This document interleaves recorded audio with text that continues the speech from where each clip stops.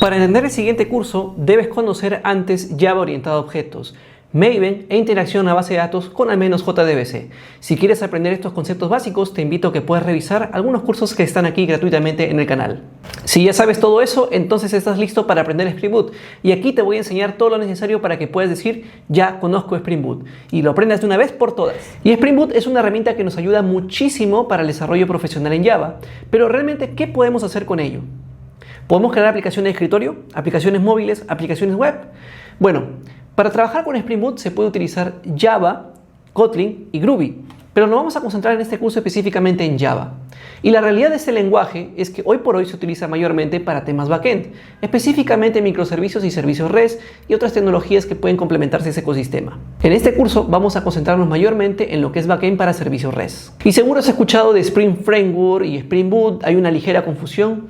Bueno, rápidamente, cuando utilizas Spring Boot 3, estás trabajando con Spring Framework 6. Cuando utilizas Spring Boot 2, estás trabajando con Spring Framework 5. Y cuando utilizas Spring Boot 1.5 o uno derivado por ahí, trabajas con Spring Framework 4.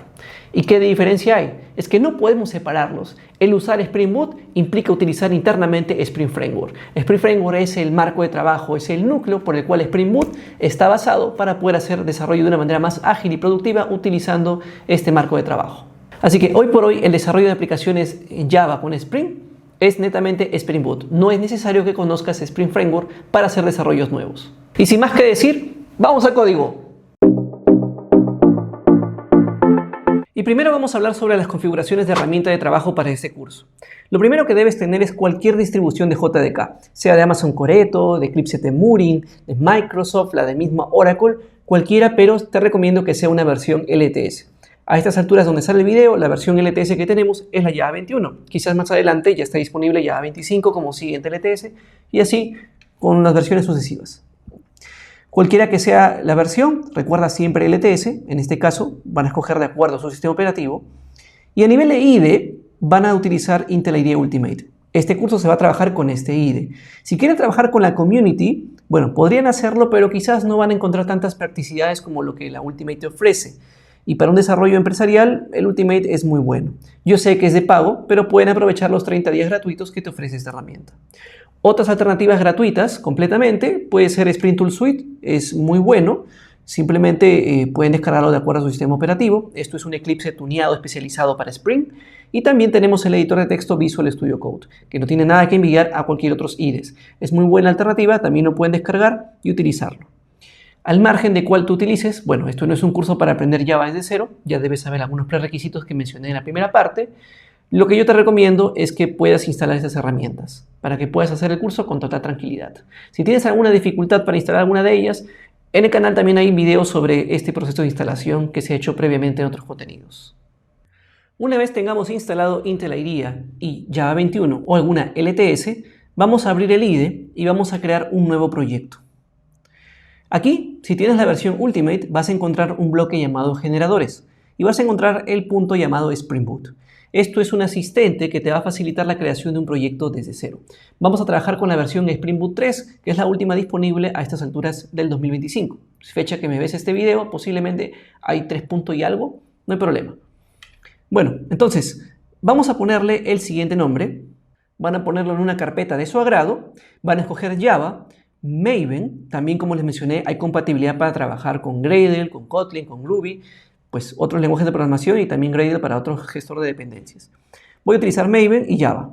El Group ID con .mitocode, el artifact mitobooks. Si no conoces un poco estos términos, te invito también a que puedas revisar el curso gratuito de Maven que está en el canal. La versión de Java va a ser Java 21, ¿ok? Y el empaquetado JAR para que podamos tener un proyecto web con un Tomcat embebido, característica que viene a partir de Spring Boot 1 en adelante. Esto nos va a permitir facilitar el desarrollo, así que no se preocupen por si es que tenemos que exportar un WAR y todo eso. Las dependencias que vamos a optar inicialmente son estas. Una dependencia web. Vamos a utilizar Loombook para facilitar el tema de los getty setters y constructor con parámetros y todo eso que a veces es verboso en Java. Y yo sé que también tenemos que interactuar con base de datos, pero esa dependencia lo vamos a agregar un poco más adelante. Así que por el momento estas dos son más que suficientes. Vamos a darle clic en crear y esperamos la creación del proyecto. Perfecto. Una vez generado, te vas a dar cuenta que si tú ejecutas el proyecto aquí, en este símbolo del triángulo, o directamente si vas aquí a la carpeta main Java, el nombre de MitoBooks Application, que es el nombre de la clase con la palabra application, también pudiste haberlo ejecutado en este triangulito. Esto va a ocasionar que cuando tú vayas a localhost 8080 vas a ver esta página. Si ves esta página, correcto, tienes todo muy bien levantado. No te preocupes si menciona algo de error, simplemente no hemos programado nada más y no sabe qué mostrarte. Y aquí lo que te puedo comentar rápidamente en este pequeño hola mundo es que en la consola se levanta el nombre, bueno, Spring, que es el nombre por defecto, solo podemos cambiar, lo podemos ver más adelante. Y abajo vas a encontrar que menciona sobre que se ha iniciado un Tomcat en el puerto 8080. Dentro de Spring Boot, cuando nosotros escogemos el modo jar, tenemos un servidor embebido, en este caso es un contenedor de servlets, que nos va a permitir levantar nuestra aplicación web sin necesidad de configurar puertos o instalar algún servidor de aplicaciones por ahí de terceros como Glassfish, Payara, TomEE, WebLogic, WebSphere, que seguramente habrás escuchado por ahí. Directo al grano, levantamos la aplicación y ya está listo para utilizarse. Y si te fijaste, está en el puerto 8080. Si por ahí tienes un error de que ese puerto está ocupado, bueno, puedes ir a este archivo llamado Application Properties dentro de la carpeta Resource. Es uno de los archivos principales del proyecto en Spring Boot. Aquí vamos a cambiar un poco el comportamiento de cómo se conecta a base de datos, algunas consideraciones para seguridad. En fin, este archivo Properties es uno de los archivos más importantes. Y aquí vamos a coger el archivo llamado server.port. Y bueno, por defecto, si tú no asumes nada, siempre será 8080, hasta que nosotros indiquemos lo contrario. Por ejemplo, podemos indicar 9595 y nos vamos a fijar que el momento de volver a levantar la aplicación dice el Tomcat está levantando sobre el puerto 9595. Ahora sí, si tú vuelves al 8080 ya está caído y tendrías que cambiar a 9595 y esto va a funcionar sin ningún problema, como siempre. Otra característica interesante es que si tú quisieras cambiar el nombre que dice Spring por el nombre de cualquier otra persona, algún nombre de un desarrollador, podríamos crear en el bloque Resources un archivo llamado banner.txt y aquí colocar el nombre que tú gustes. Por ejemplo, MitoCode. Guardamos, volvemos a lanzar y la próxima vez que se levante el proyecto ya vemos la palabra MitoCode ahí. Un pequeño truco, podemos buscar en internet Spring Banner Generator y vamos a encontrar varias páginas que mencionan al respecto, pero una de ellas es esta de aquí, que bueno, lo pueden encontrar ahí como Online Spring Boot Banner Generator y simplemente acá le vas a colocar el nombre que tú deseas, ¿no? En mi caso le voy a poner aquí MitoCode y yo voy a copiar exactamente todo esto para ponerlo en mi banner.txt en reemplazo. Y la próxima vez que levantemos la aplicación, ese texto va a estar aquí. MitoCode Powered by Spring Boot 3.5, que es la versión que tenemos levantado hasta el momento. Bien, si vemos en el POM XML, aquí está la versión de Spring Boot y aquí están las dependencias que hemos agregado por defecto cuando hemos levantado el proyecto. Web, Lookbook y siempre hay una dependencia de test que es para temas de pruebas unitarias que uno puede revisar más adelante. Entonces, en conclusión, cuando generamos un proyecto nuevo en Spring Boot, siempre tenemos una clase que tiene el método main que me permite levantar el proyecto. El archivo properties es un archivo muy importante. Aquí puedo definir el comportamiento del proyecto en sí, base de datos, seguridad y otras cosas más. Puedo comentarlo de esta manera. Y donde va a estar nuestro código alojado para poder hacer desarrollos, va a estar en esta carpeta llamada src main Java. Una de las cosas que debemos comentar es que la naturaleza actual de una aplicación corporativa en Java con Spring es hacer servicios REST, generar backend. Es por el cual es famoso hoy por hoy Spring Boot. La mayoría trabaja en ello. Entonces vamos a crear nuestro primer servicio REST. Y para esto, aquí en este paquete com.mitocode.mitobooks, vamos a crear un paquete adicional al cual yo le voy a llamar controller. Algunos les pueden llamar API, no hay problema. Y sobre este le vamos a llamar el nombre book controller. Y lo que vamos a construir es algo relacionado con libros, categoría de libros y algo similar. Entonces, vamos a generar un servicio REST. ¿Y qué se puede entender como un servicio REST? Para fines prácticos, imagínense que yo quiero comunicarme en dos componentes de software o más y se van a comunicar a través del protocolo HTTP en los diferentes verbos que este presenta, como get, post, put, delete. Y esos mensajes que intercambian usualmente están en notación JSON, aunque no es obligatorio, pero es lo usual. Entonces, para poder definir un punto de acceso, cómo poder acceder a través de una ruta a este servicio REST, vamos a utilizar la notación REST Controller. Y para poder apuntar a esa ruta, voy a alimentarla con la ruta Request Mapping. Aquí le voy a poner B1 Books. Y lo que vamos a hacer es, primeramente, hacer nuestro hola mundo con un pequeño servicio REST. Vamos a hacer un public string. Vamos a poner aquí get book. Y lo primero que vamos a retornar es un pequeño libro. Por ejemplo, vamos a poner 1984 de George Orwell. Un buen libro, por cierto. Muy interesante. Entonces volvemos a compilar. Y lo que vamos a ver es que apenas levanta el proyecto, cuando nosotros accedemos a localhost 8080, vas a obtener la respuesta de siempre. Bueno, en este caso estaba en 9595, volvemos a 8080. Pero cuando accedamos a esta ruta b1/books, b1/books, te vas a dar cuenta que tengo el texto 1984 de George Orwell. Lo que pasa es que ya estamos devolviendo el servicio REST con el recurso indicado en este punto. ¿Y cómo sabe que ha tenido que apuntar a esta ruta b1/books para getMapping? Porque por defecto la URL del navegador desencadena una petición de tipo get. Y si te preguntas, pero yo he visto que a veces lo muestra en un JSON y todo eso. Bueno, recuerda lo que mencioné. No es una obligación que los servicios REST siempre retornen en JSON. Y para este caso, lo que vamos a hacer es crear un nuevo paquete, al cual yo le voy a llamar model. Y aquí vamos a crear nuestra clase book. Ya te vas dando cuenta que hay más paquetes. Controller, model. Ya vamos a discutir un poquito más eso adelante. Y aquí vamos a crear nuestra primera clase. Vamos a crear, por ejemplo, el ID del libro y rápidamente el nombre del libro. ¿Sí? Vamos a ponerle acá title. Y como estamos trabajando con Loonbook, podríamos aprovechar y utilizar el @data o las constructor y no constructor. Si no sabes qué es Loonbook, pues he hecho varios videos respecto a eso, pero rápidamente recuerda que el data tiene por dentro el get, el setter, el equals and hashcode, el toString y bueno, el OLASConstructor me sirve para generar un constructor con todos los parámetros y el NORConstructor un constructor sin los parámetros. Esto me evita a que yo tenga que escribir explícitamente pues todo lo getty setters, todo ese constructor en blanco, todo ese texto enorme que uno suele colocar en una clase en Java. Listo. Ahora sí, entonces si nos vamos al controlador, aquí nosotros podremos decir que el retorno va a cambiar de string hacia un libro. Y aquí podremos retornar una nueva instancia del libro, indicándole justamente el nombre del libro. Vamos a ponerle nuevamente aquí, 1984 de George Orwell. Volvemos a compilar y la próxima vez que lancemos la aplicación, te vas a dar cuenta que el formato por defecto, ahora sí, es un JSON. ¿Sí? Aquí están las llaves y valor, llave, valor, llave, valor. Ahí está. Algo importante a mencionar es que también podemos ir a la página de Spring Initializer y generar un proyecto Spring desde cero, desde ahí. Simplemente, igual que las opciones del asistente, escogemos Maven, Java, la versión de Spring Boot que es la 3.5, la más actual y la más estable hasta el momento. Significa que a medida que avance el tiempo puede que exista una versión mayor, así que no hay problema. La recomendación es que utilicen alguna versión que no diga Snapshot o alguna M1, M2, algo similar. Simplemente utilicen alguna versión que esté final.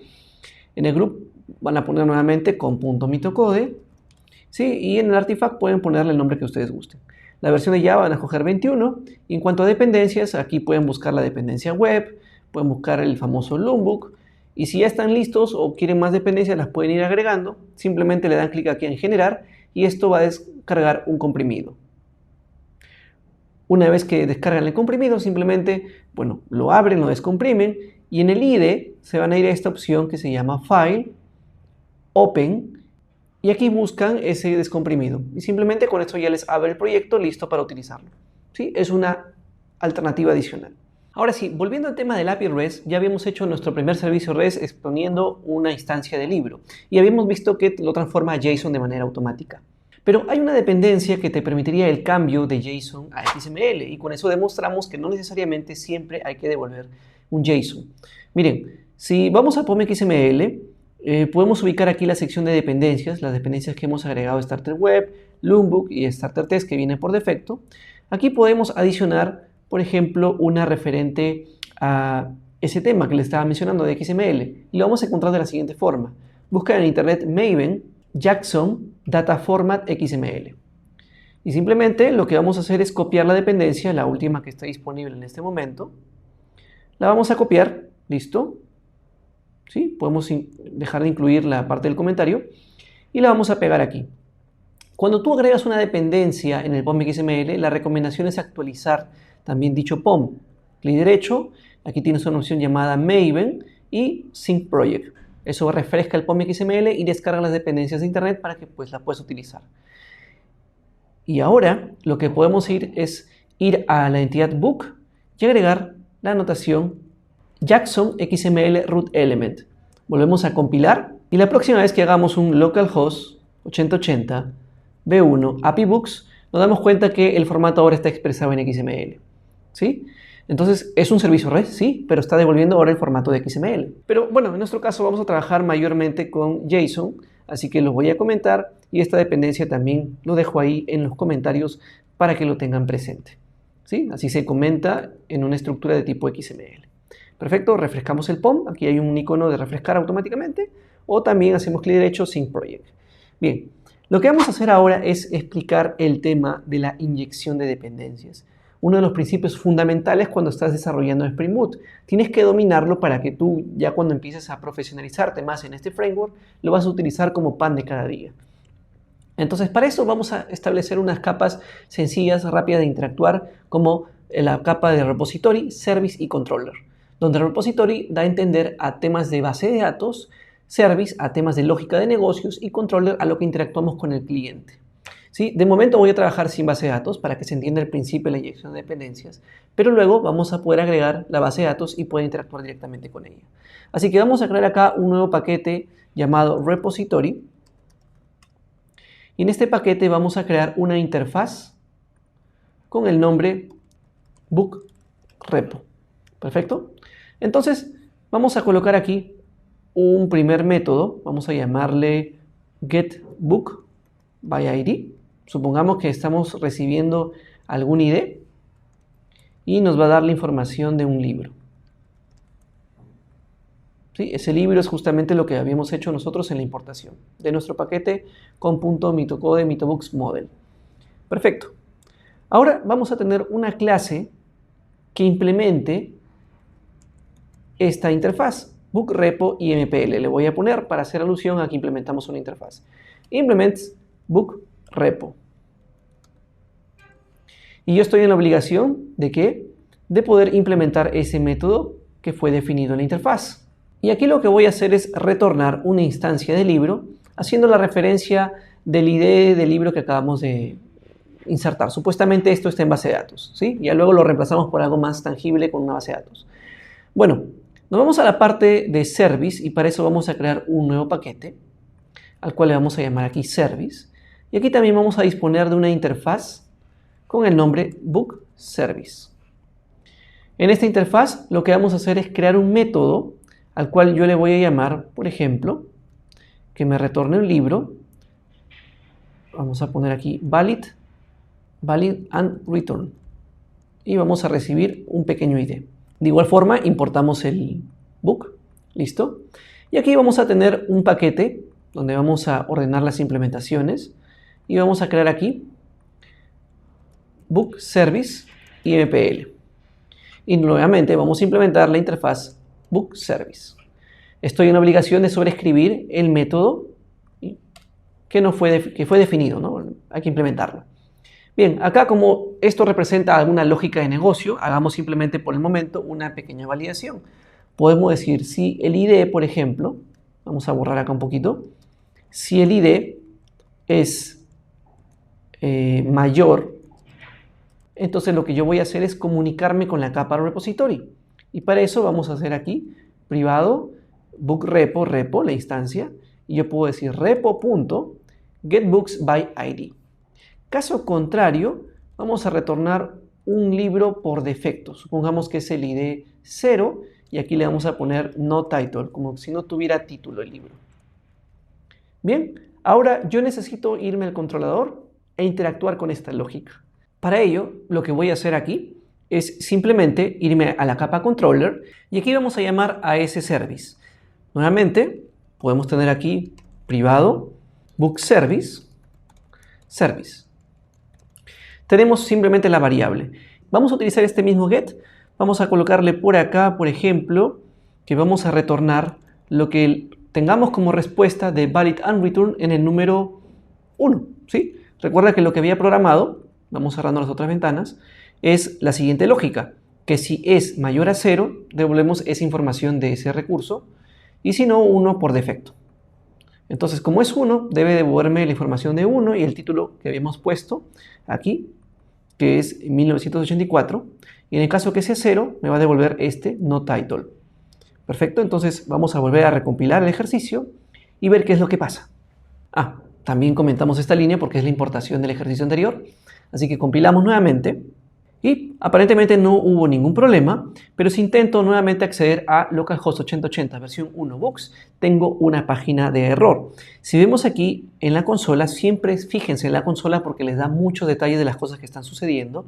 Acá dice que no puede invocar a este método porque el service es nulo, es decir, no hay una instancia y ocurre el famoso null pointer exception.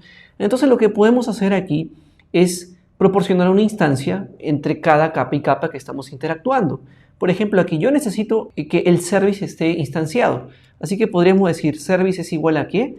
New book service MPL, porque esta clase es compatible con esa interfaz. Y lo mismo va a pasar si es que me voy al lado del service. Fíjate, necesito una instancia de repo. Podríamos decirle aquí repo es igual a book repo MPL. De esa manera yo ya estoy instanciando según las capas que sean necesarias y el resultado debería obtenerlo ahora sí. ¿Ves? Tengo el libro 1 que por defecto le hemos puesto esto. Sin embargo, esto todavía no es la inyección de dependencias. Estamos viendo cómo interactuamos entre capa y capa. Para poder hacer la inyección de dependencias, vamos a hacer que Spring, el framework en este caso, pueda ser responsable de aprovisionarme la instancia en el momento que se necesita. Y para ello vamos a basarnos en algo conocido como estereotipos. Estereotipos es el uso de ciertas anotaciones que a Spring le va a dar la generación de beans, la generación de instancias. Bean es el nombre técnico. Y por defecto estos beans tienen un alcance llamado singleton. Para entenderlo hagamos de la siguiente manera. Cuando tú quieres tener una clase que necesitas que Spring la gestione y esta clase va a representar como acceso a base de datos, se debe utilizar la notación repository.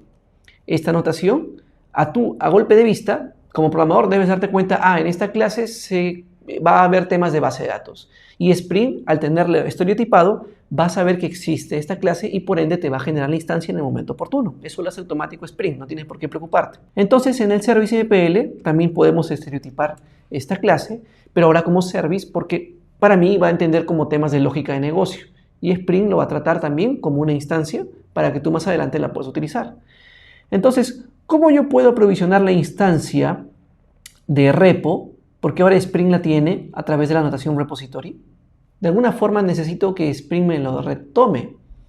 Para ello, lo que vamos a hacer, en muchas fuentes se utiliza la notación auto-wired para lograr esa inyección de dependencias. Pero hoy por hoy, mayormente las inyecciones de dependencias se recomiendan por constructor, ¿sí? Las inyecciones de dependencias hay por constructor, por atributo y por método. Pero por constructor es una de las prácticas más populares y que no solamente abarca el mundo de Spring, otras tecnologías también utilizan esas prácticas. Entonces nosotros podríamos generar un constructor con los parámetros. Mira, yo tengo acá este constructor de la clase que recibe este parámetro y pues también asocia ese parámetro a la variable global.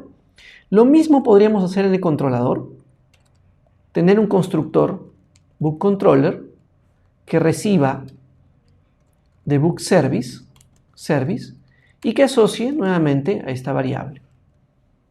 Si volvemos a compilar la aplicación, obviamente estas instancias manuales deben desaparecer. Tenemos que comentarlo, ya no va a ser necesario, porque Spring en automático va a detectar el constructor para una inyección de dependencias.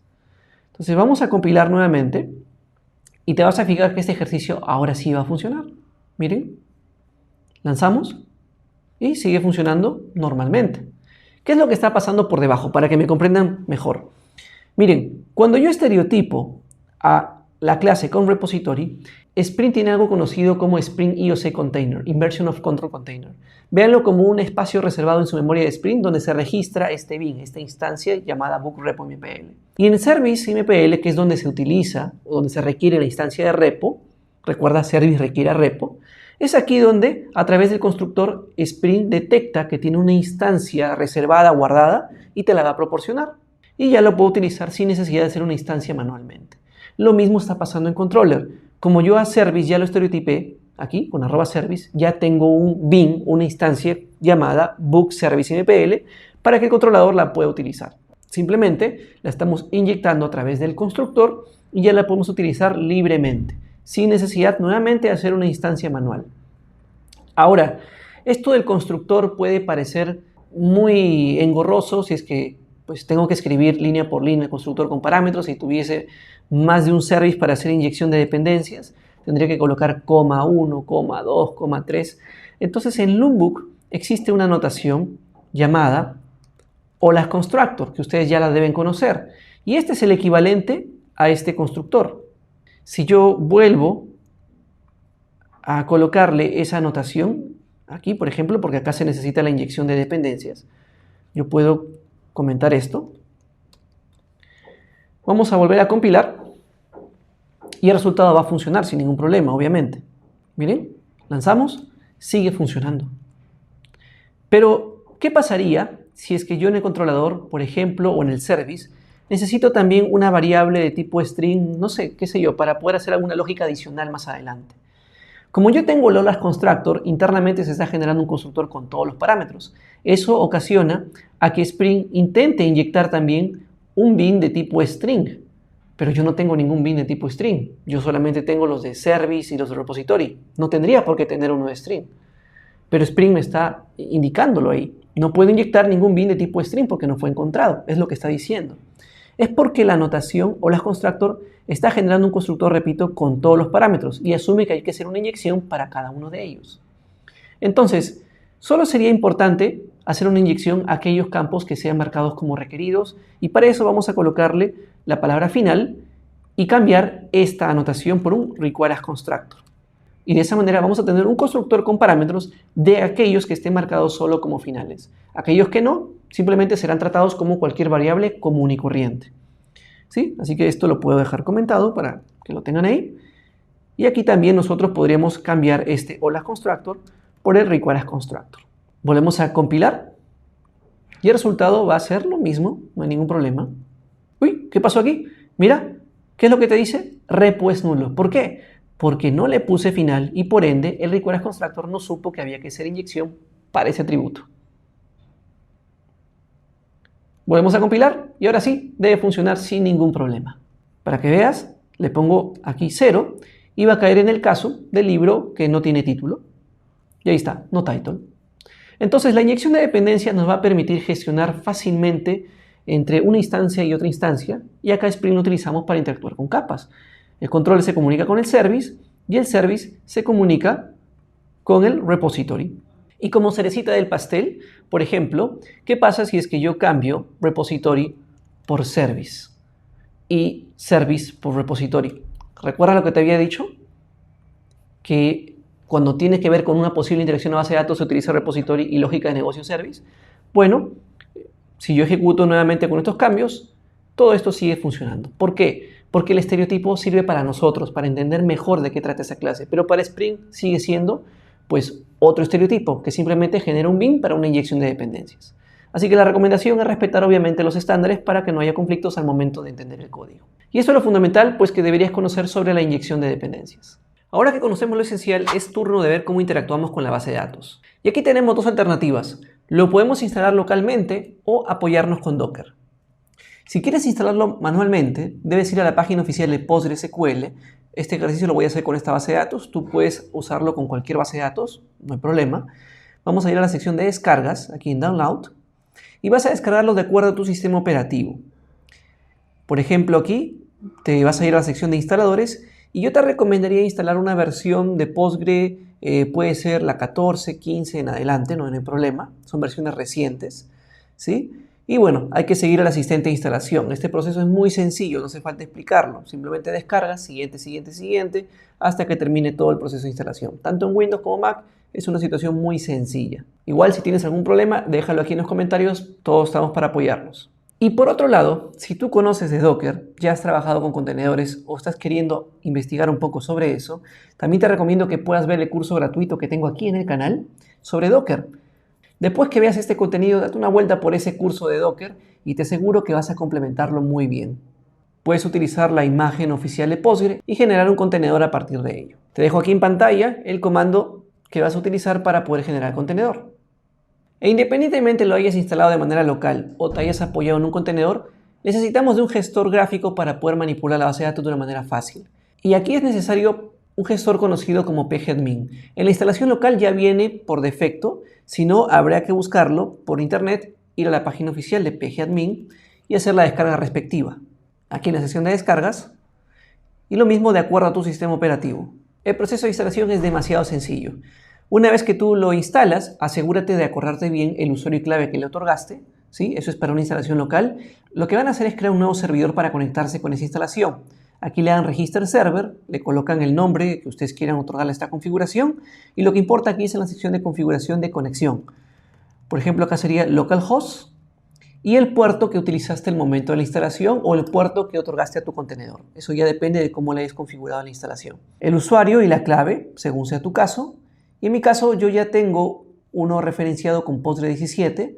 Voy a darle doble clic, ya entré. Y bueno, aquí están mis esquemas. Prácticamente tengo el esquema público y la base de datos se llama MitoBooks. Es la base de datos que yo le he puesto así. Si ustedes no tienen una base de datos, sería bueno que la vayan creando así, clic derecho, Create, Database, y aquí ustedes pueden colocar el nombre de la base de datos. En mi caso lo he llamado MitoBooks y le dan clic en Save. Es un proceso demasiado sencillo. Y para poder agregar la base de datos a nuestro proyecto, vamos a buscar la dependencia Maven Spring Data JP Starter. Vamos a buscarla por aquí. Y estamos con la versión 3.5 porque es la versión mandatoria que indica aquí en nuestro POM XML 3.50. Entonces vamos a copiarla y la vamos a agregar directamente aquí en este bloque de dependencias. Y no es necesario indicar explícitamente la versión porque ya les dije, se está mandando en el parent. Ahora busquemos también el conector por el cual nos vamos a enlazar esta base de datos. En este caso es Postgre. Vamos a utilizar como Postgres SQL JDBC. Y encontramos esta primera opción y vamos a copiar la dependencia que está aquí, la 4276. Voy a copiarla y la vamos a pegar en este lado. No se olviden de refrescar el POM XML, refrescar un poco esa parte para que tomen en cuenta los cambios.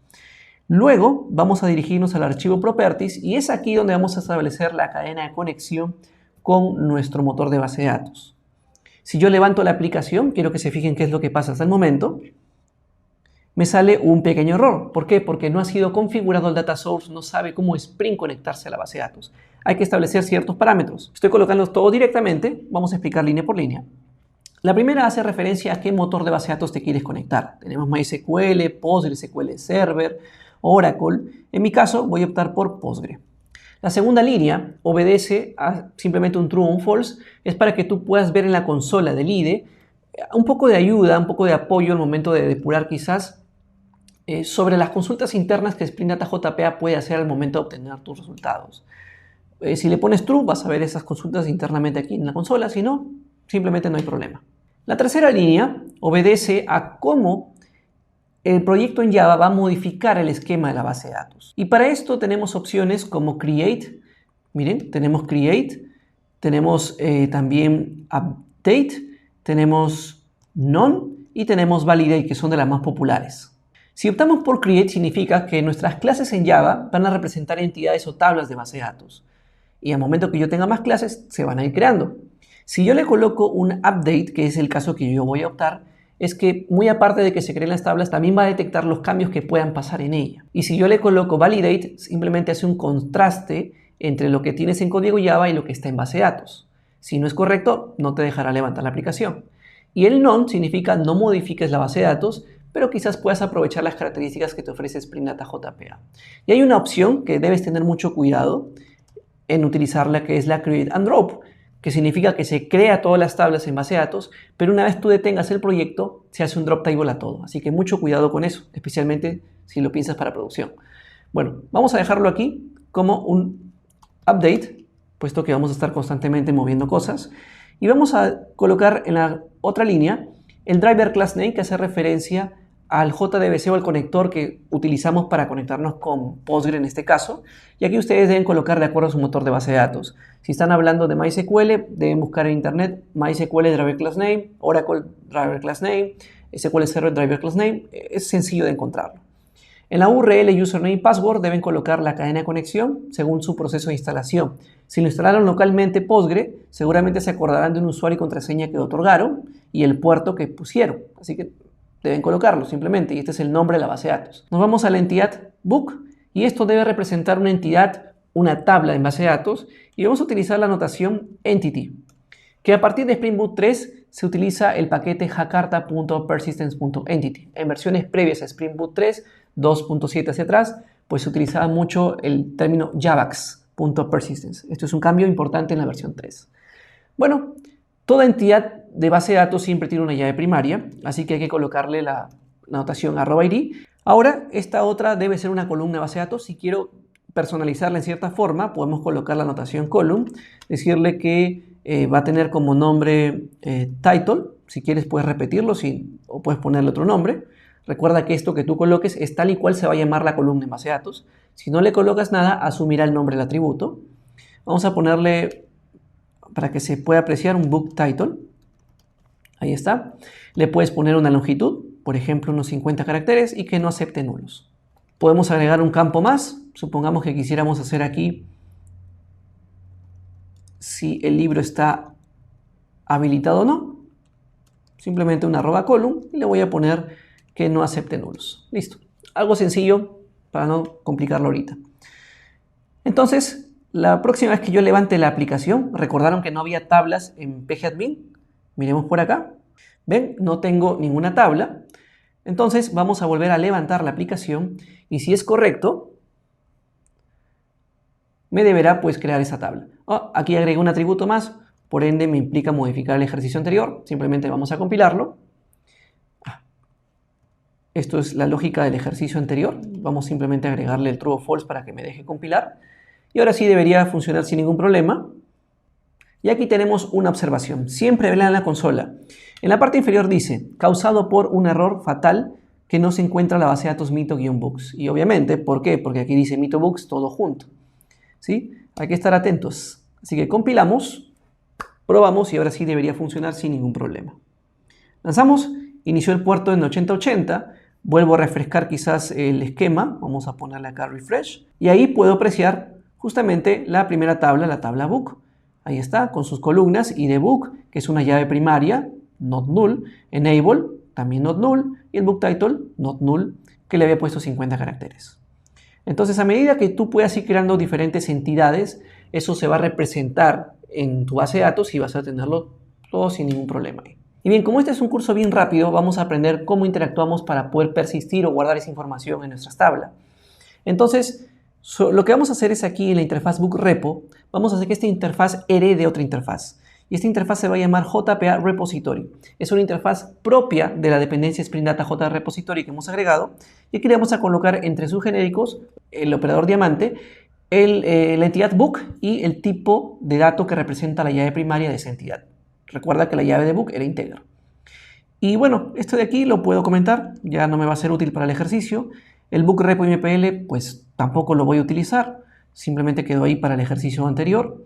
Vamos a dejarlo comentado nada más, ¿sí? Para que lo tengan ahí de recuerdo. Este repository no me hace falta. Y por el hecho de heredar a JPA Repository, yo ya tengo la capacidad de interactuar con el método guardar, eliminar, buscar todos, buscar por ID. Ya tengo una serie de métodos preestablecidos que simplemente hay que utilizar. Lo que vamos a hacer ahora es en book service, vamos a comentar este código que era antiguo. Vamos a exponer el famoso CRUD, algo rápido. Vamos a colocar aquí book, guardar. Voy a recibir el libro a guardar. ¿Sí? Vamos a decir aquí book, update. Voy a recibir un integer del ID y el libro a guardar. Vamos a decir aquí que yo necesito devolver un listado de libros. Ahí está. Y le voy a llamar encontrar todos los libros. Perfecto. Voy a decir aquí también que yo necesito devolver un libro en particular, pero por medio de su ID. Y por último vamos a hacer un proceso de eliminar, si es que se pudo eliminar por medio de un ID. Podemos hacer más operaciones, pero esto creo que es de lo más común que uno puede ver en base de datos. Así que ahora esta clase, bueno, este ejercicio de aquí quedó un poco para el recuerdo, lo vamos a comentar. Y vamos a minimizar un poquito esto para que se entienda mejor. Ahora esta clase te va a obligar a sobreescribir esos métodos no implementados. Vamos a colocarle acá implement methods y tengo a mi disposición qué es lo que voy a hacer con cada uno de ellos. Y como ya tengo la instancia por inyección de dependencias de repository, y te preguntarás, pero ya la clase no existe, solo está la interfaz y la interfaz no tiene @repository.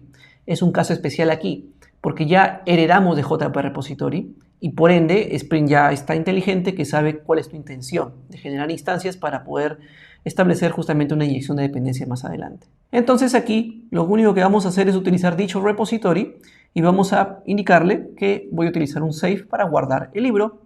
En el update no tenemos un update como tal o un merge como tal. También es el save, solamente que se va a comportar un poquito diferente. Cuando la llave primaria de un objeto no exista, se interpretará como una inserción. Y cuando la llave primaria de un objeto ya exista, significa que es un registro de base de datos, lo interpretará como un update.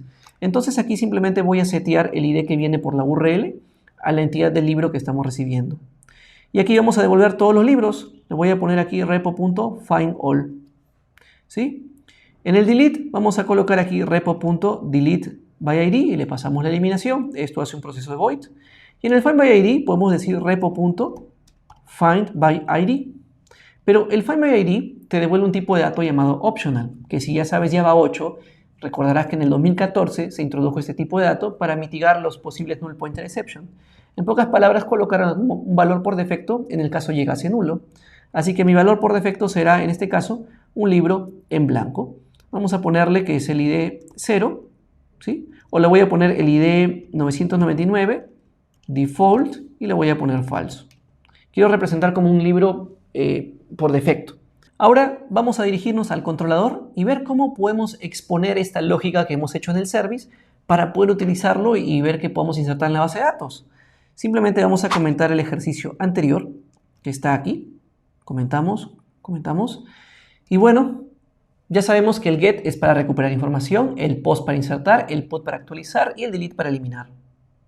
Podemos aprovechar eso y hacemos aquí un get mapping y podemos colocar tranquilamente que voy a devolver un public y podríamos devolver directamente un listado de libros, ¿ok? Y vamos a ponerle acá, por ejemplo, get all books y retornamos el listado de libros.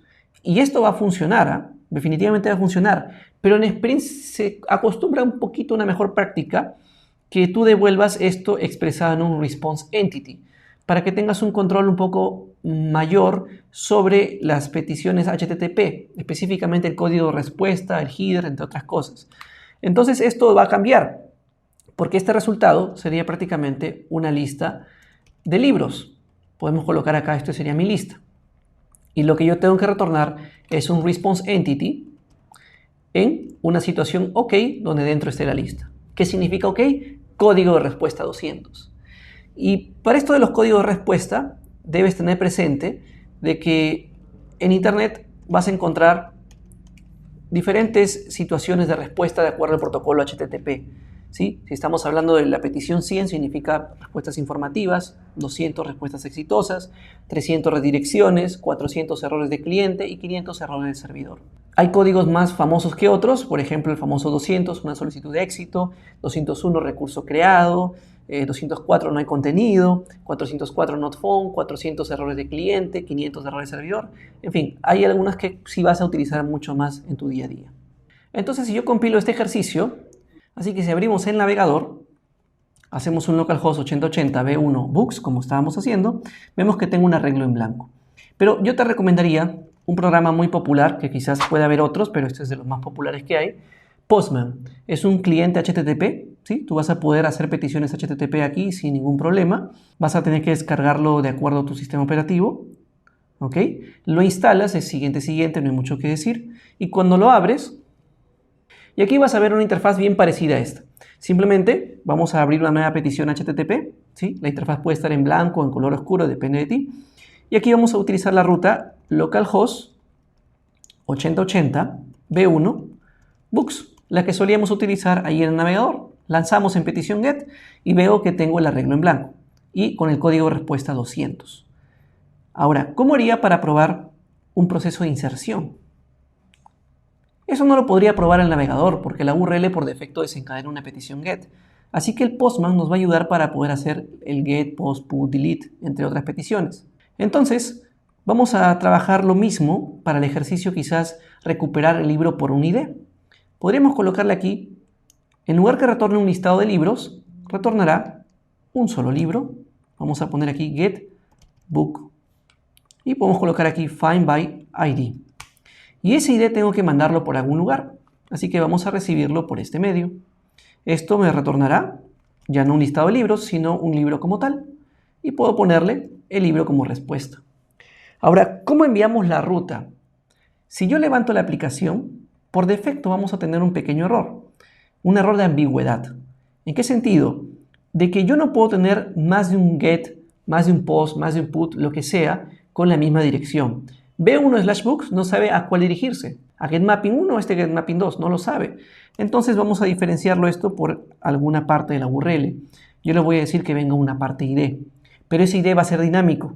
Entonces le voy a colocar acá llaves. Y para poder capturar ese ID que viene en la URL, vamos a agregar la anotación path variable y colocamos el mismo ID. O sea, si acá era X, aquí también es X. Si acá es Y, también es Y. Simplemente vamos a compilar otra vez. Y si buscamos, por ejemplo, el libro 88, recuerda que como no tengo todavía nada insertado en base de datos, caí en el bloque por defecto y me devolvía este libro que habíamos puesto aquí. ¿Recuerdas esta lógica? Aquí. Si es que no se encuentra el ID, en lugar que te devuelve un null, te devuelve este libro por defecto. Bien. Ahora, ¿cómo hacemos para insertar un libro? En lugar de get, haríamos un post mapping, un public response entity. Vamos a devolver el libro y aquí vamos a recibir el libro de esta manera. Bien, justamente la IA de Intel IDEA te está sugiriendo todos los pasos. Esto es muy intuitivo. Vamos a poner response entity. Ahora, ¿por qué este request body? ¿Qué significa esto? ¿Cómo mandamos la data desde nuestro postman hacia aquí el back a través de post mapping? Mira, lo que vamos a hacer es esto. En lugar de get, hagamos un post. La ruta es simplemente la raíz, books, ya no necesito ningún ID. Y necesito mandar el cuerpo de un libro. Compilemos nuevamente la aplicación. Y ese cuerpo se viaja en el body de la petición HTTP. Y aquí en la sección route vamos a escribir un JSON y es la data que va a viajar hacia este servicio REST. Entonces vamos a colocarle la estructura que estamos acostumbrados, que sería el ID del libro, el título y si está habilitado o no. Le vamos a poner el ID 1, el título, por ejemplo 1984 y si está habilitado le vamos a poner aquí un true. Yo lanzo la petición y me retorna un status 200 que significa OK, exitoso. Y si veo la base de datos solamente por curiosidad, vamos a hacer acá un query tool, select asterisco from book, consulto y puedo ver el libro insertado. Si yo consulto todo el listado de libros, ya no mando datos, hago un get, veo aquí el arreglo con un solo elemento. Si consulto solamente por el libro número 1 ahora me sale solamente un solo elemento expresado en JSON. En el caso anterior era un arreglo, por eso vieron los corchetes. ¿Sí? Entonces ya veo que está funcionando el proceso de inserción. ¿Y por qué esta información puede llegar directamente aquí? A través de este request body. Este es el que nos hace esa magia de que esa data en JSON pueda transformarse a una instancia de Java y poder hacer todo el proceso que ya has programado. Y así como hemos hecho post, podemos hacer el proceso de put. Pero antes, la teoría dice que después de un proceso de creación sueles devolver el bloque 201, el código respuesta 201. Entonces, para hacer eso, podríamos cambiar aquí a status. Le puedo colocar aquí http status.created, que eso representa 201. Y en el body le mandamos el nuevo libro que acabamos de insertar. Aquí le vamos a poner update book, ¿sí? Y aquí va a ser put mapping. De ahí vamos a hacer el cambio de este código, vamos probando nuevamente. Vuelvo a ejecutar la aplicación y te vas a fijar que en lugar que me devuelva un OK, debería devolver 201. Por ejemplo, el mito de Sísifo. Vamos a colocar aquí el ID del libro 2, lanzamos y tenemos el otro recurso creado. Consulto rápidamente la base de datos y ahí tengo mis dos registros. Bien, hagamos rápidamente el put. El put va a ser aquí el proceso de actualización, pero te pide un ID y la entidad en sí. Bueno, acá lo que vamos a programar es pasarle justamente ese ID dinámico y lo vamos a recuperar de la misma manera como lo hicimos acá en el get. Ponemos esto aquí, ya recuperaríamos el ID y mandaríamos el body, la información del libro. Así que pues podemos pasarle el ID por acá. Listo. Y ya con esto estaríamos completos el proceso actualizado. Por ejemplo, podemos cambiar en una petición de tipo put el segundo libro y le podemos colocar aquí El extranjero, otra obra de Albert Camus. Y le voy a poner falso como para ver un cambio. Vamos a darle put, se actualizó, verifico la base de datos, y ahí está el cambio. Esto también se va a ver reflejado si es que yo lo consulto a través del ID2, miren, ahí está. Y por último, ¿cómo sería el delete? Es uno bien sencillo. Simplemente el delete, yo les puedo recomendar copien al get y cámbienlo por delete. Así que aquí cambiamos get mapping por delete mapping. Aquí le vamos a poner delete book. Recuperamos la parte dinámica y acá simplemente lo que vamos a hacer es, pues llamamos al service.delete y le pasamos el ID. Como esto no va a retornar ningún libro, es un proceso de tipo void, lo podemos dejar de esa forma. Y acá nosotros diríamos, después de haber eliminado, ya no hay contenido. .build. Esto significa, ya terminé la petición, no hay nada que devolverte. Vuelvo a compilar y puedo eliminar, por ejemplo, el recurso número 2 a través de un delete. Ya no mando nada de la data, lanzo y ya no hay contenido. Busco en la base de datos, obviamente se eliminó. Si yo consulto a través de Postman, el registro 2, me devuelve el libro por defecto. Y así, rápidamente hemos visto una API REST funcional que interactúa con base de datos para hacer una operación de tipo CRUD. Create, Read, Update and Delete. Ya vimos con la tabla Book, ahora vamos a hacer algo parecido con la tabla Categoría. Y para esto vamos a crear una nueva clase al cual yo le voy a llamar Category. Y vamos a hacer algo bien parecido a lo que es Book. Vamos a copiar toda esta parte, que es lo mismo, @data, o las constructor, no constructor y @entity. Y acá vamos a definir justamente una llave llamada ID Category y el nombre de la categoría. Simplemente con eso. Vamos a hacer que ahora muchos libros puedan pertenecer a una categoría. Eso se entiende como una referencia de llave foránea, ¿sí? Many books to one category. Muchos libros a una categoría. Eso en Spring Data JPA no voy a entrar a muchos detalles de las relaciones y todo eso, pero esto se representaría aquí con la notación many to one. Y lo haremos de esta manera. Declaramos la variable category del mismo tipo y aquí nosotros vamos a expresar la relación many to one. Y con esto puede ser más que suficiente, pero si queremos personalizar el nombre de la columna con el cual se va a relacionar en las tablas, nosotros podríamos agregar aquí el uso de la notación join column, donde vamos a indicar el nombre de la columna de enlace. En mi caso va a llamarse ID Category. Voy a hacer que esto no acepte nulos.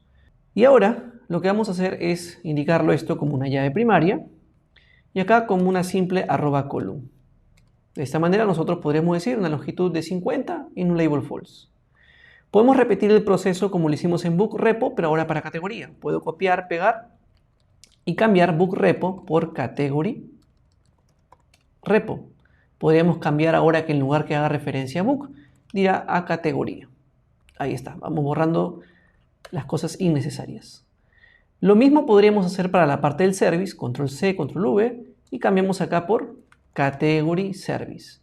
Podemos cambiar con un control F, control R, aquí en Intel IDEA de esta manera, en otros IDEs a veces puede ser control F, control H. Esa funcionalidad se llama buscar y reemplazar. Vamos a cambiar todo lo que diga book por category, pero me aseguro que diga en mayúsculas y minúscula, match case. Reemplazamos todo y también en minúscula. Bueno, aquí voy a activar exactamente toda la palabra, no coincidencias, y reemplazamos todo. Ya está. O si gustas, pudiste haber escrito manualmente cada una de las coincidencias. Bueno, ahora hacemos lo mismo para la parte de Service MPL y cambiamos Book Service MPL por Category Service MPL. Control F, Control R, todo lo que diga Book en minúscula por Category en minúscula y lo mismo también a nivel de mayúscula. Aquí también cambiamos. Perfecto, vamos a borrar estos comentarios. Listo. Y aquí cambiamos por Category Service. Y aquí también cambiamos por Category Repo. Y aquí sería Set ID Category. Simplemente vamos ajustando, obviamente con las cosas que son propias del contexto que estamos trabajando. Aquí le vamos a poner categoría por defecto, 999, y no category. Lo correspondiente para la parte controller, control C, control V, category, controller, y cambiamos books por categories, Siempre la recomendación es en sustantivo y en plural. Y aquí hacemos un control F, control R, todo lo que esté en mayúscula por también lo correspondiente a mayúscula y en minúscula también por el lado de minúscula. Ya está. Y cambiamos por Category Service. Perfecto. Ya tendríamos prácticamente todas las operaciones de CRUD, pero para esta otra tabla. El único problema que va a suceder es lo siguiente. Es que nuestro constructor de book ahora varió. Hemos adicionado este atributo extra, donde en el cual nosotros hemos puesto un ejemplo aquí de qué datos debería viajar. ¿Sí? Entonces vamos a decir que la categoría, para que pueda coincidir con este criterio, va a ser un new category 99 y aquí no category. Bien, esto es simplemente para asumir un default porque hay mejores tratamientos, pero hay que asumir un default. Vamos a compilar ahora y checamos qué es lo que está pasando. Tengo aquí un pequeño problema. ¿Cuál es? Que no puedo alterar debido a que ya he estado insertando data en este proyecto y pues obviamente estaría corrompiendo con la estructura. Entonces lo que vamos a hacer por fines prácticos, vamos a eliminar los registros y vamos a volver a compilarlo para que todo vaya sin ningún problema. Para esto vamos a destruir la tabla, hacemos clic derecho, delete y borramos toda la tabla. La próxima vez que volvamos a compilar el proyecto, esto va a ser una creación limpia nuevamente desde cero y no deberíamos tener problemas. Refrescamos y ahí tú puedes ver ambas tablas. Si entramos a la book, te vas a dar cuenta que en columnas ya tengo la referencia a ID Category. Ahora sí, podemos abrir Postman y tratar de insertar primero unas categorías porque es lo que necesita book. Así que vamos a ir acá a localhost 8080b1, categories, vamos a darle acá un post y vamos a insertarle algunas categorías de ejemplo. El atributo ID Category, categoría número 1 y el nombre de la categoría. Vamos a decir aquí que la categoría viene a ser ficción. Enviamos, listo, ya está insertado. Podemos insertar otro más para tener aquí histórico. ¿Listo? Así que si yo vuelvo a consultar todo el conjunto de categorías, debo tener los dos registros. Ahora con esto yo ya puedo insertar un libro asociado a una categoría. Podríamos colocar acá el ID Book. ¿Qué más estamos preguntando? Debe tener el título, title, debe tener la categoría y debe tener si está habilitado o no. En el ejercicio anterior, cuando solo teníamos book, indicábamos el ID a insertar el nombre del título, por ejemplo aquí el extranjero. Y ahora, ¿cómo hacemos para insertar la categoría puesto que le pertenece a otra tabla? Esto vendría a ser una llave foránea. Como aquí tú lo estás representando como una clase, acá también tendría que ser como tal, abro llave, ¿sí? Es un objeto, y podríamos colocar solamente, bastaría con el ID de la categoría que tú necesitas referenciar. Obviamente ese valor debe existir previamente para que no te dé ningún problema de integridad de datos. Yo voy a decir que el extranjero pertenece a la categoría número 1, que es ficción. Lo puedo hacer todo en una sola línea o tranquilamente puedo hacerlo así si quieres entenderlo mejor. ¿Sí? Es válido. Vamos a darle enviar y me sale 201 created. Se hizo el registro. Revisamos la base de datos y te vas a dar cuenta que aquí está referencia a la categoría número 1. ¿Qué pasa si yo quiero hacer la categoría número 4? Que no existe. Envío, error. ¿Y cuál es el error? Si vemos en la consola, me dice que no se puede encontrar en la categoría con ID 4. Es lógico, eso demuestra la integridad de las llaves foráneas. Si insertamos un segundo libro y le vamos a poner aquí el proceso de Franz Kafka, por ejemplo, le vamos a poner aquí también 1, ficción, y enviamos, me dejó insertar. Veo la base de datos y ahí está, puedo seguir insertando. Si quiero volver a insertar categorías, puedo colocar aquí simplemente como estaba antes, ¿no? ID Category y el nombre de la categoría, ¿no? Esto podríamos prescindir y podemos categoría número 3 y le vamos a poner aquí terror. Enviamos. ¿Qué pasó? Justamente hubo una confusión al escribir. Ahora sí enviamos y ya tengo 201 created en la categoría número 3. Reviso la base de datos, están los libros de siempre y la categoría que acabo de insertar sin ningún problema. Como te das cuenta, es muy sencillo trabajar con la interacción de Spring Data. Simplemente hay que darle la estructura adecuada al objeto que tú quieras persistir. Ahora es el turno de ver Spring Security. Yo sé que la seguridad es uno de los aspectos más importantes en toda la aplicación. Vamos a abordarlo de una manera práctica, sencilla, para que ustedes puedan comprenderlo. Para esto vamos a ir a la página oficial de Spring Security y vamos a ver aquí que es un framework de autenticación y autorización.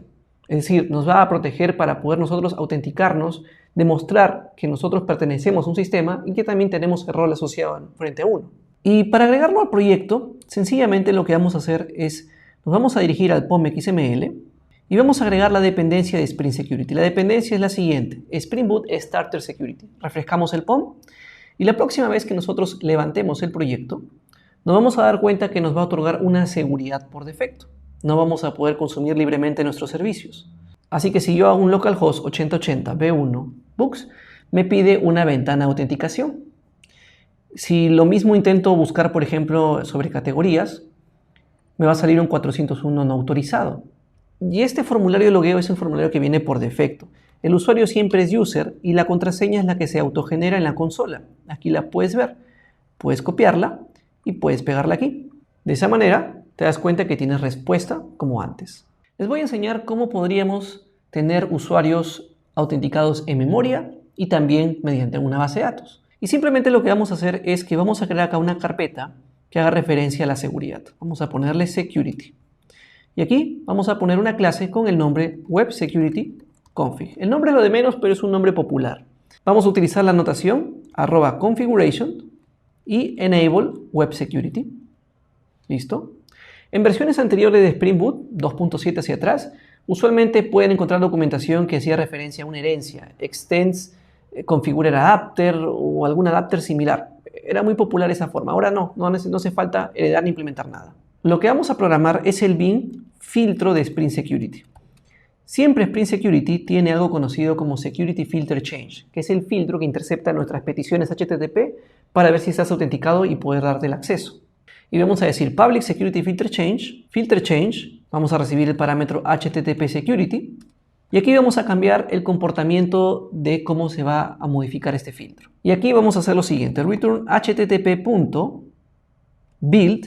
esto lo dejamos para el final, y vamos colocando aquí los comportamientos. Primero voy a deshabilitar los tokens de tipo CSRF. Vamos a ponerle .disable. Y en la versión reciente de Spring Boot, esto se entiende como una expresión lambda.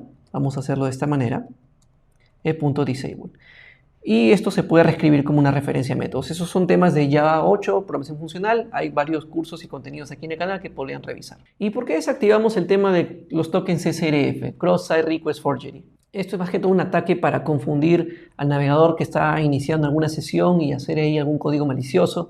Pero bueno, eso más que todo en un enfoque de API REST no viene al caso. Son stateless, no tiene estado, no hay sesión. Son peticiones que das y recibes. No hay una sesión manejada como en este tipo de proyectos donde no tenía JCP, StyleMyLib y el mismo backend, el mismo framework, en este caso Spring, era responsable de generar la vista. Así que aquí desactivarlo no hay problema. Luego vamos a colocar las rutas que yo quisiera validar. Por ejemplo, vamos a poner aquí authorize HTTP request y vamos a decir aquí request que vamos a liberar las siguientes rutas. Request matchers y vamos a decirle, por ejemplo, que yo quiero liberar las rutas que empiecen con la palabra B1. Acá me está sugiriendo.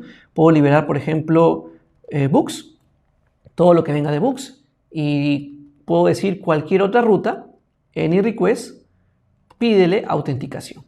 Y ahora, ¿cómo defino estos usuarios en memoria? Para eso vamos a escribir el siguiente bin. Voy a copiar y pegarlo para hacer un poco más rápido. Vamos a devolver en este bin de tipo User Detail Service, que es una interfaz propia de Spring Security por el cual uno tiene que darle la información a Spring cómo son sus usuarios y sus roles. Y aquí estamos asumiendo un usuario en memoria, In-Memory User Details Manager. Luego vamos a ver cómo podremos acoplarlo con una tabla de base de datos.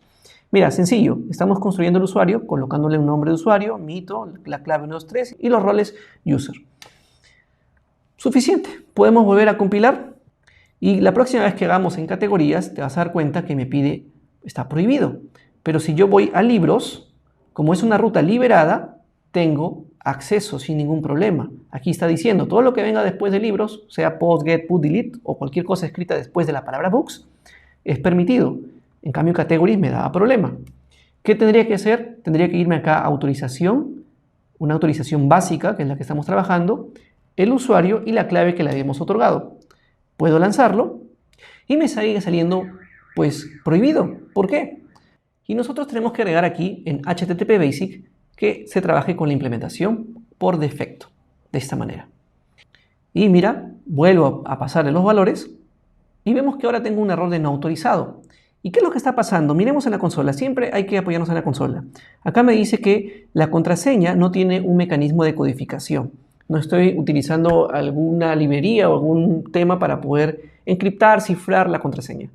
Entonces aquí, para expresar que no quiero por el momento cifrar, podemos colocarle noob. De esta manera, estamos diciendo que utilice una contraseña en plano. Vuelvo a compilar y este 123 ya se podría utilizar sin ningún problema. Lanzamos y tengo acceso a esos valores. Mire, coloco 1235 y no estoy autorizado. 123, estoy autorizado. Entonces, acabamos de ver cómo con Spring Security yo puedo tener simplemente la sobreescritura del filtro Security Filter Change indicándole qué rutas libero, qué rutas protejo, activando la seguridad por defecto de momento y diciendo que utilice los usuarios en memoria. En este caso el usuario mito con la clave en plano 123. Lo que vamos a hacer es quitar este comportamiento de un usuario en memoria y ver cómo podríamos trabajarlo con una base de datos. Ahora, para poder aplicar una tabla de base de datos y que esto sea un poco más interesante, podemos crear aquí una clase al cual yo le voy a llamar UserInfo. Y en esta tabla vamos a crear aquí un @entity. En esta clase coloquemos hola constructor y noar constructor. Y aquí también el @data. Si ustedes colocan el nombre user, tengan cuidado porque algunos motores de base de datos, cuando esto se levante, va a intentar hacer un create table user en su base de datos. Y a veces la palabra user es reservada y les puede dar un problema al momento de levantar la aplicación. Así que intenten quizás tener un nombre diferente. En mi caso yo le he puesto UserInfo para poder expresar una tabla con ese nombre y no va a tener un conflicto con palabras reservadas. Acá simplemente vamos a tener la llave ID user, username, password y el rol asociado. Coloquemos la llave primaria y aquí las famosas columnas con ciertas consideraciones, por ejemplo, que no acepte nulos, que el usuario sea único, que no haya un usuario duplicado, eso genera un constraint en base de datos, una longitud de 50. En la contraseña podemos hacer, bueno, la unicidad no es necesaria, podemos colocar acá una contraseña de 50 caracteres, por ejemplo. Y en el rol podemos colocar aquí nombre y el rol que sea de 10. Suficiente. Ahora sí, vamos al repository, podemos crear clic derecho, nueva interfaz y decir user repo. Y acá simplemente vamos a heredar de JPA repository, indicándole el comportamiento que será para userinfo y de tipo integer. Ahora voy a crear una clase al cual le voy a llamar userService.impl y te preguntarás, ¿dónde está su interfaz userService? Lo que pasa es que esta clase va a implementar una interfaz conocida como UserDetailsService, una interfaz propia de Spring Security que me va a exigir que yo implemente un método abstracto, que es este método de aquí, loadUser_by_username. En este método nosotros vamos a indicar el comportamiento de cómo Spring va a recuperar la información de donde sale para tus usuarios, de la base de datos en este caso. Entonces lo que yo voy a hacer es una inyección de dependencias de userRepo. Para eso recuerden que podemos hacer un require as constructor y aquí un @service para que Spring también lo gestione. Y simplemente lo que vamos a hacer es esto. Vamos a esperar recibir un userinfo, este va a ser mi información de usuario, de repository.findBy y necesito pasarle el nombre de usuario.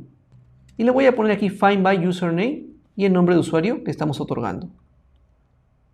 Ahora, esto que se acaba de crear en automático por el IDE, este findByUsername internamente hace un query para buscar sobre la tabla userinfo aquel registro que tenga el nombre de usuario coincidente con ello. A esto se le conoce como queries derivados. Pueden investigar un poquito más allá al respecto. Eso es un tema de Spring Data JPA. Esto es como si yo internamente hubiese hecho un select a nivel de SQL from userinfo donde el nombre de usuario sea igual a algo. Este username obedece al atributo de nuestra entidad username. Si acá se hubiese llamado nombre de usuario, acá hubiese sido findBy nombre de usuario. Siempre la primera en mayúscula. Por eso la U cambió a mayúscula. Son temas de Spring Data JPA. Entonces tenemos la información aquí.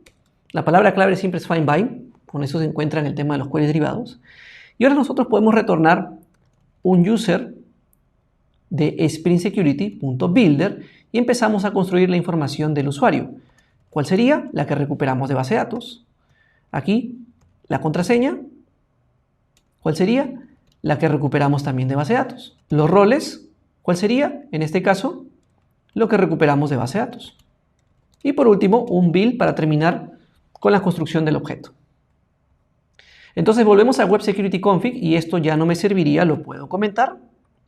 Y simplemente vamos a hacer una inyección de dependencias de User Detail Service. Vamos a poner aquí User Detail Service. Recuerden, para la inyección de dependencias necesitamos el require as constructor.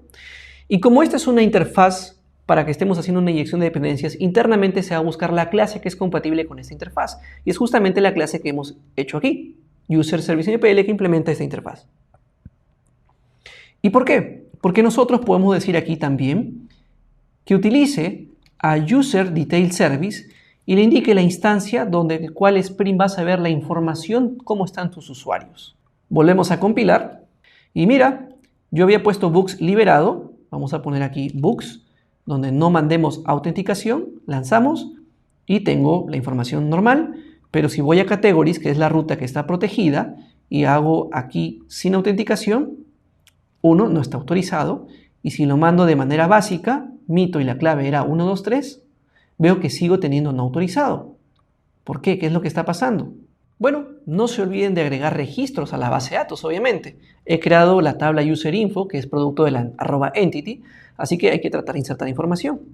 Inserinto, podemos también insertarlo a través de un API REST, no hay problema, así como lo hemos hecho en los ejercicios anteriores, pero vamos a ser un poco prácticos aquí. Inserinto, userinfo, vamos a insertar el usuario 1, vamos a ponerle aquí el username, la contraseña y el rol. Los valores a insertar, vamos a poner el usuario número 1, el usuario mito, la contraseña 123 y el rol le vamos a poner admin. Insertamos todo esto y ya tenemos. Podemos hacer lo mismo aquí con el otro usuario code y le vamos a poner otro rol. Insertamos. Vamos a poner aquí el usuario número 2 para que no me dé conflicto con la llave. Y ahora sí, hacemos el query y vemos que tenemos las dos informaciones. Si vuelvo a consultar, ahora en teoría debería estar leyendo a la base de datos y darme alguna respuesta, pero sigo viendo que no está autorizado. Y ahora sí, en la consola nos sale un error que me dice que no fue establecido un mecanismo de codificación. Y lo que pasa es que dentro de Spring Security tenemos a una clase llamada bcrypt, o bcrypt como gusten pronunciarlo, que nos va a permitir hacer este mecanismo de codificación a nuestras claves. Así que para ello vamos a generar un bin y decir aquí public password encoder y retornamos la instancia de bcrypt password encoder. Esto ya viene en automático en Spring Security. No necesito generar alguna librería más, nada. Ya viene dentro, sin ningún problema. Ahora, ¿cómo puedo codificar mi clave para que esté en base de datos? Aquí, expresada con el formato de bcrypt. Si buscamos en internet la página bcryptgenerator.com, vamos a encontrar pues prácticamente cómo podríamos tener resultado del cifrado. Si yo coloco 123 y le doy generar hash, copio este hash, nos vamos a dar cuenta que esto representa 123. Si coloco algo incorrecto, me debe salir que no existe. Esto es un algoritmo de hash. Básicamente es por iteraciones. La cadena original se itera n veces, en este caso 12 veces, a tener una cadena diferente. El proceso se hace en un sentido, no hay el proceso de decodificar o obtener el valor original, no. Así que prácticamente es una de las alternativas muy populares cuando trabajamos con Spring Security. Podemos ir a la base de datos, puedes hacer un update de la tabla, simplemente aquí yo lo que voy a hacer es doble clic, pegarlo, en ambos le voy a poner 1, 2, 3 y simplemente aquí en este botón voy a guardar mis cambios. ¿Y qué es lo primero que tengo? Que el valor es muy largo para 50 caracteres. Lo que pasa es que bcrypt, el 1, 2, 3 puede ser un poco extenso, me parece que es un poquito más de 50. Entonces en ese escenario, lo que hubiese sido recomendable es que nosotros aquí al momento de crear el userinfo le hayamos puesto un poquito más. Entonces le cambio por 60 y como estaba en proceso de tipo update aquí en DDL, en este lado, pues en teoría debería hacer la actualización de 50 a 60. Si tiene problemas, yo le recomendaría quizás hacer un alter table o pues simplemente modificarlo acá por el pgadmin. Pero bueno, en este caso vamos a ver si es que lo hizo. Acá sí, password 60.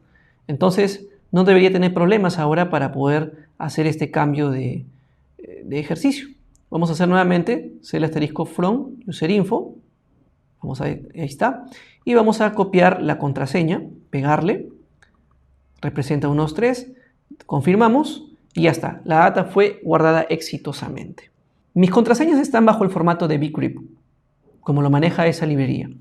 En Spring Security nosotros ya hemos dicho que los usuarios van a poder utilizar esta información de lo que se implementó en User Detail Service. Y en automático, a partir de las últimas versiones de Spring Boot 3, solamente hace falta declarar el bin y Spring en automático asocia que este password encoder se trabaja con los usuarios. En versiones anteriores había que hacer ese mecanismo de unión, pero ahora no. Bueno, compilamos la aplicación y volvemos a probar si es que ahora sí funciona sin problemas. Lanzamos 1, 2, 3 y voilà, tengo acceso a la data. 1, 2, 3, ahí está. ¿Ven? Si coloco code, también debería tener acceso. Si coloco una contraseña incorrecta, pues tengo prohibido. Y así es como hemos podido nosotros integrar Spring Security en memoria y ahora con base de datos. Y hasta aquí con el curso actualizado de Spring Boot. Espero te haya sido de muchísima utilidad. Yo sé que hay cosas que no hemos visto aquí, como por ejemplo seguridad por tokens JWT, despliegues en nube, consultas más avanzadas, por ejemplo, con procedimientos almacenados, cómo interactuar mediante JPQL, programación funcional, entre otras cosas más. Si quieres volverte más experto, más pro, te recomiendo dos cursos, el curso Java 21 Backend y el curso Java Full Stack. En el curso Java 21 Backend es ideal para personas que saben como mínimo programación orientada a objetos y desean partir desde cero con programación funcional, Maven y Spring Boot. Y en el curso Java Full Stack vamos a ver Back y Front, Back en Spring y Angular para el Front. Vamos a ver cómo se integran, hacer un proyecto desde cero y desplegarlo y llevarlo hasta la nube.